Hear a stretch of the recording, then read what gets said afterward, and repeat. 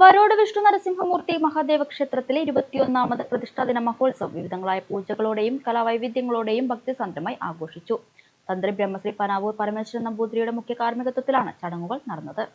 ദീപാരാധനയ്ക്ക് ശേഷം കൃഷ്ണ ഭജന സമിതിയുടെ ഭക്തിഗാന സദസ്സും തുടർന്ന് വൈവിധ്യമാർന്ന നൃത്തനൃത്യങ്ങളും അരങ്ങേറി.